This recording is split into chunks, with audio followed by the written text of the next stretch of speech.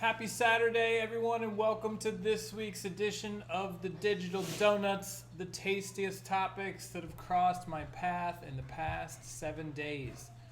First up, I continue to be blown away by Shopify. I signed up for this product trends newsletter that they run, and the latest one they sent out is, look at this, it's about CBD infused treats are trending. Hemp oil. Now, CBD is, from what I understand, like miraculously awesome, but it's very hard to sell it, get into it with all the regulations. So most people like Amazon and whatnot are shying away from it, or they make it really hard for you to actually sell it. Shopify's taking the opposite approach. So they're featuring all this stuff, and then boom, how to get started selling CBD. Sign up for Shopify, submit your attestation form. So they have like a specific process where you can get approved to sell this stuff on Shopify, and they help you through it.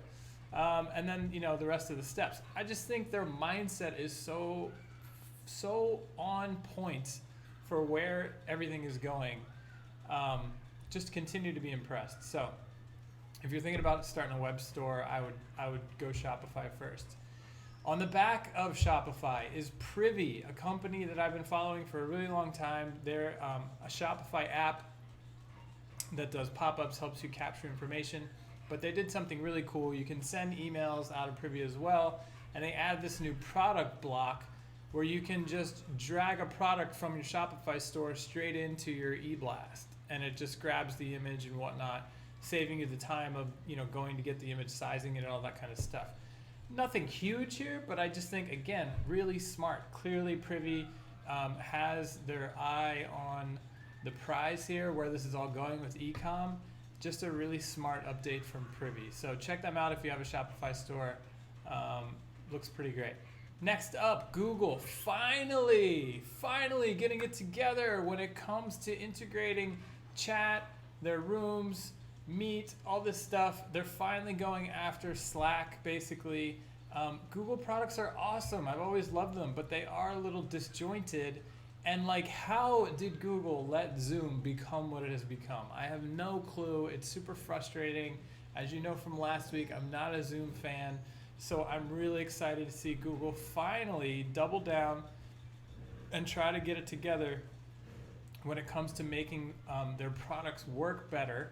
And it looks like this new app is rolling out where it's all going to be integrated and feel really nice. So hopefully we start moving away from Zoom, and it would be kind of cool to have an alternative to Slack, I would think. So pretty cool news from Google. Next up, this is pretty cool. So Headspace, the meditation app, just launched a micro app, I don't even really know what they're calling it, inside of Snapchat.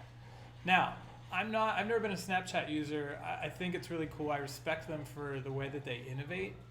And this, I think, is for the American market, the United States, a really good preview as to what's coming. Because basically in China, all of social media happens within their most popular chat apps.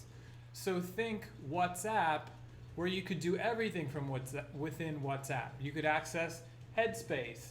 You could buy movie tickets, you could call an Uber, everything from within your chat app. Now, Facebook, who owns WhatsApp, seems to have purposely neutered it, which is really frustrating. One of my biggest wishes is that the WhatsApp team never sold to Facebook, because it could be so much further along, and the US would be basically on par with the rest of the world when it comes to what they're doing. But we haven't. So it's cool to see Snapchat sort of take the reins on that, and now you can build mini apps within Snapchat.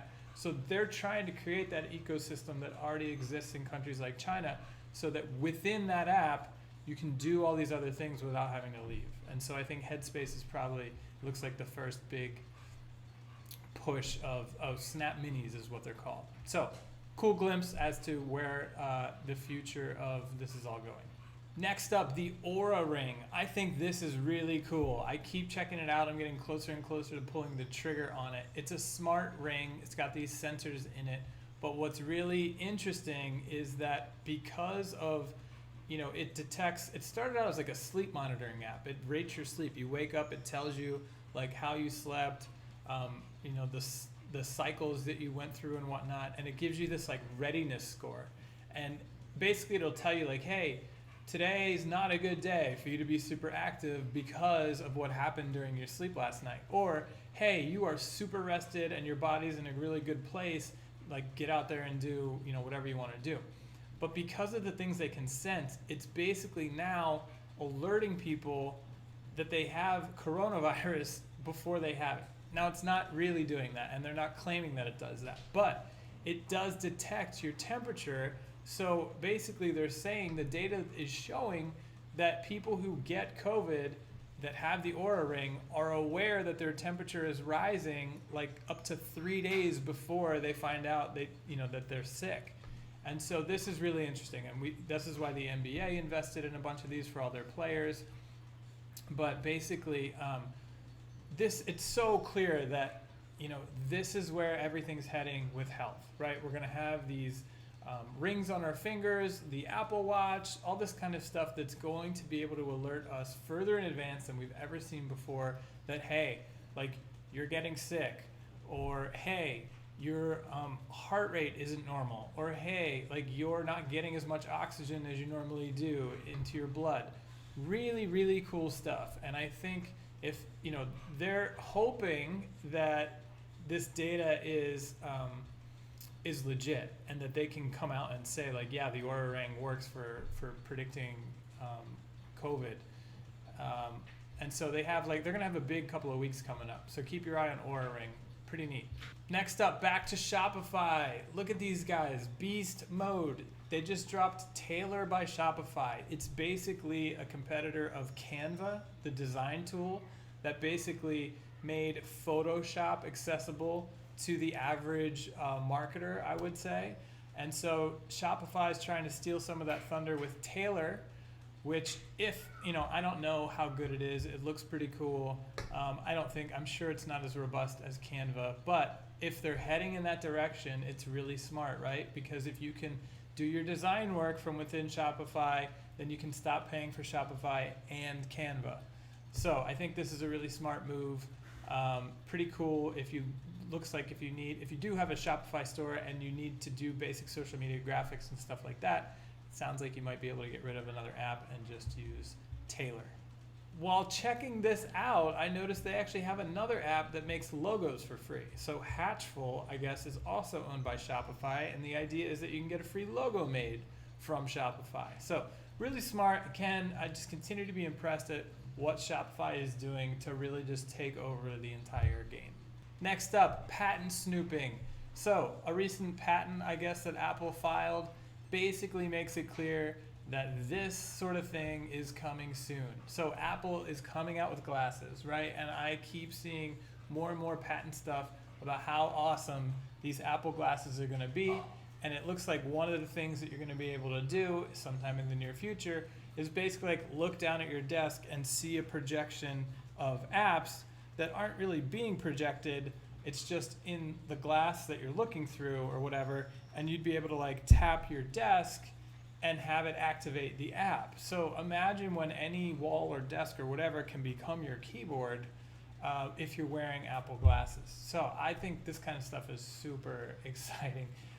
Google Glasses was just way ahead of its time, and I don't, what we're gonna be able to do with Apple Glasses compared to what Google Glasses tried to do, it's just gonna be a completely different world, and it should be pretty cool. So can't wait to see when this kind of stuff starts actually rolling out.